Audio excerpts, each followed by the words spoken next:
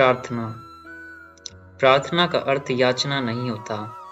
अपनी मनोकामनाओं की सूची, उसकी फेहरिस्त बनाकर भगवान के सामने रख देने को प्रार्थना का नाम देने वाले भक्ति के मर्म को अभी जान ही नहीं पाए हैं। प्रार्थना तो परमेश्वर के हाथों में अपने अस्तित्व को बिना किसी शर्त के सौंप देने का काम है।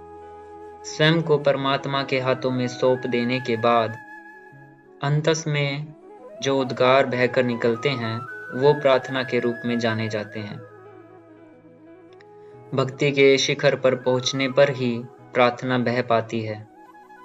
प्रार्थना पूर्ण हृदय ही इस जगत का सबसे सुंदर, सबसे मोहक पुष्प है। वही भक्ति का हिमालय है। उसके पार, उससे परे कुछ भी नहीं है। वासनाओं से दूषित विचारों को प्रभु के सामने व्यक्त करना, ये मांगना वो मांगना प्रार्थना नहीं कहलाता है। प्रार्थना का अर्थ मुकद्दर को जीतने की याचना भगवान तक पहुंचाना नहीं है, बल्कि प्रार्थना का अर्थ तो इस जीवन के रूप में हमें मिले इस सौभाग्य का धन्यवाद भगवान तक पहुंचाना है। सच्ची प्रार्थना तो हमारे अस्तित्व का उत्सव ही है। हमें मिले इस अवसर के लिए हम भगवान को धन्यवाद देते हैं और ऐसा करने पर एक अहोभाव हमारे अंतस में जन्म लेता है। एक कृतज्ञता का भाव हमारे हृदय में विकसित होता है। कृतज्ञता के इस भाव को भगवान तक पहुंचाना ही प्रार्थना है।